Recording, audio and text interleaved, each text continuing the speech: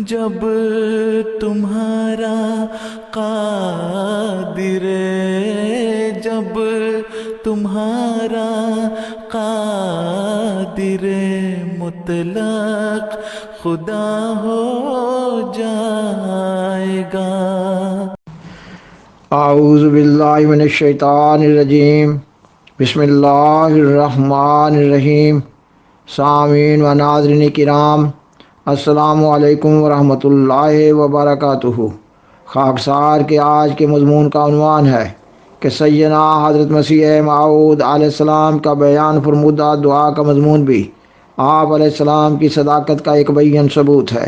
آج کے پروگرام میں دعا کے بارے میں آپ علیہ السلام کے ایمان و یقین اور آپ علیہ السلام کے ذاتی تجربہ کو بیان کرنے کے لیے آپ کی تحریرات میں سے آپ کے 3 اقتباسات پیش کیے جا رہے ہیں۔ آپ علیہ السلام کے دعویٰ امام مہدی و مسیح موعود کا زمانہ وہ زمانہ تھا جب اسلامی تعلیمات و عقائد میں بگاڑ پیدا ہو چکا تھا۔ اس ماحول میں دعا کے مضمون پر بھی کئی قسم کے شکوک و شبہات پیدا ہو گئے تھے۔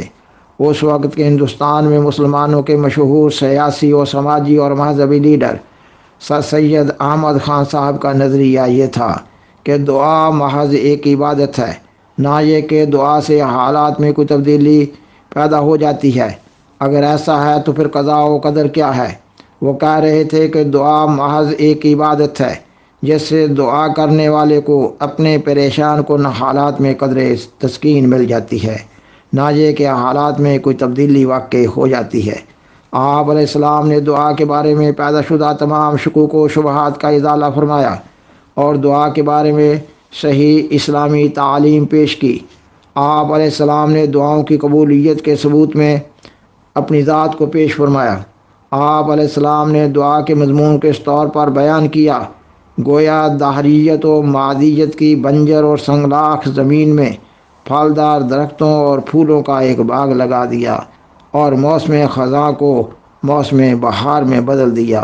اور آج کی دنیا میں کہا جاتا ہے کہ جہاں پر سائنس کی فیلڈ ختم ہو جاتی ہے وہاں دعا کا اثر ظاہر ہونے کی امید لگائی جاتی ہے۔ سامعین و ناظرین کرام، پروگرام کو آگے بڑھانے سے قبل درخواست ہے کہ اگر آپ کو یہ پروگرام پسند آئے تو اسے لائک کریں، اپنے دوستوں اور فیملی ممبر سے شیئر کریں اور اس چینل کو سبسکرائب کریں۔ جزاکم اللہ تعالی احسن الجزا۔ خاکسار دعا کے مضمون پر سیدنا حضرت مسیح موعود علیہ السلام کی تحریرات میں سے 3 اقتباسات پیش کر رہا ہے۔ آپ علیہ السلام لیکچر سیالکوٹ میں فرماتے ہیں، یہ خیال مت کرو کہ ہم بھی ہر روز دعا کرتے ہیں اور تمام نماز دعائی ہے جو ہم پڑھتے ہیں، کیونکہ وہ دعا جو معرفت کے بعد اور فضل کے ذریعہ سے پیدا ہوتی ہے وہ اور رنگ اور کیفیت رکھتی ہے۔ وہ فنا کرنے والی چیز ہے، وہ گداز کرنے والی آگ ہے، وہ رحمت کو کھینچنے والی ایک مقناطیسی کشش ہے۔ وہ موت ہے پر آخر کو زندہ کرتی ہے، وہ ایک تند سیل ہے پر آخر کو کشتی بن جاتی ہے۔ ہر ایک بگڑی ہوئی بات اس سے بن جاتی ہے اور ہر ایک زہر اس سے آخر تریاک ہو جاتا ہے۔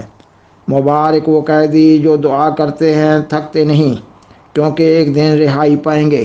مبارک وہ اندھے جو دعاؤں میں سست نہیں ہوتے، کیونکہ ایک دن دیکھنے لگیں گے۔ مبارک وہ جو قبروں میں پڑے ہوئے دعاؤں کے ساتھ خدا کی مدد چاہتے ہیں، کیونکہ ایک دن قبروں سے باہر نکالے جائیں گے۔ مبارک تم جب کہ دعا کرنے میں کبھی ماندہ نہیں ہوتے اور تمہاری روح دعا کے لیے پگھلتی اور تمہاری آنکھ آنسو بہاتی اور تمہارے سینہ میں ایک آگ پیدا کر دیتی ہے اور تمہیں تنہائی کا ذوق اٹھانے کے لیے اندھیری کوٹھریوں اور سنسان جنگلوں میں لے جاتی ہے اور تمہیں بے تاب اور دیوانہ اور از خود رفتہ بنا دیتی ہے، کیونکہ آخر تم پر فضل کیا جائے گا۔ وہ خدا جس کی طرف ہم بلاتے ہیں نہایت کریم و رحیم، حیا والا، صادق، وفادار، عاجزوں پر رحم کرنے والا ہے۔ پس تم بھی وفادار بن جاؤ اور پورے صدق اور وفا سے دعا کرو کہ تم پر رحم فرمائے گا۔ دنیا کے شور و غوغا سے الگ ہو جاؤ اور نفسانی جھگڑوں کا دین کو رنگ مت دو۔ خدا کے لیے ہار اختیار کر لو اور شکست کو قبول کر لو تا بڑی بڑی فتحوں کے تم وارث بنو۔ دعا کرنے والوں کو خدا معجزہ دکھائے گا اور مانگنے والوں کو ایک خارق عادت نعمت دی جائے گی۔ دعا خدا سے آتی ہے اور خدا کی طرف ہی جاتی ہے۔ دعا سے خدا ایسا نزدیک ہو جاتا ہے جیسے کہ تمہاری جان تم سے نزدیک ہے۔ دعا کی پہلی نعمت یہ ہے کہ انسان میں پاک تبدیلی پیدا ہوتی ہے، پھر اس تبدیلی سے خدا بھی اپنی صفات میں تبدیلی کرتا ہے اور اس کے صفات غیر متبدل ہیں، مگر تبدیلی یافتہ کے لیے اس کی ایک الگ تجلی ہے جس کو دنیا نہیں جانتی، گویا وہ اور خدا ہے حالانکہ اور کوئی خدا نہیں، مگر نئی تجلی نئے رنگ میں اس کو ظاہر کرتی ہے۔ تب اس خاص تجلی کی شان میں اس تبدیلی یافتہ کے لیے وہ کام کرتا ہے جو دوسروں کے لیے نہیں کرتا، یہی وہ خالق ہے۔ غرض دعا وہ اکسیر ہے جو ایک مشت خاک کو کیمیا کر دیتی ہے، اور وہ ایک پانی ہے جو اندرونی غلاظتوں کو دھو دیتا ہے۔ اس دعا کے ساتھ روح پگھلتی ہے اور پانی کی طرح بہہ کر آستانہ حضرت احدیت پر گرتی ہے۔ وہ خدا کے حضور میں کھڑی بھی ہوتی ہے اور رکوع بھی کرتی ہے اور سجدہ بھی کرتی ہے، اور اسی کی ذل و نماز ہے جو اسلام نے سکھائی ہے۔ اور روح کا کھڑا ہونا یہ ہے کہ وہ خدا کے لیے ہر ایک مصیبت کی برداشت اور حکم ماننے کے بارے میں مستعدی ظاہر کرتی ہے، اور اس کا رکوع یعنی جھکنا یہ ہے کہ وہ تمام محبتوں اور تعلقوں کو چھوڑ کر خدا کی طرف جھک آتی ہے اور خدا کے لیے ہو جاتی ہے، اور اس کا سجدہ یہ ہے کہ وہ خدا کے آستانہ پر گر کر اپنے تئیں بکلی کھو دیتی ہے اور اپنے نقش وجود کو مٹا دیتی ہے۔ یہی نماز ہے جو خدا کو ملاتی ہے، اور شریعت اسلامی نے اس کی تصویر معمولی نماز میں کھینچ کر دکھلائی ہے تا وہ جسمانی نماز روحانی نماز کی طرف محرک ہو۔ سیدنا حضرت مسیح موعود علیہ السلام کے ملفوظات جلد 4 کے صفحہ 340 پر ایک اقتباس اس طرح ہے۔ حضور فرماتے ہیں، پنجابی میں ایک مثل ہے، جو منگے سو مرے سو منگن جا۔ لوگ کہتے ہیں کہ دعا کرو، دعا کرنا مرنا ہوتا ہے۔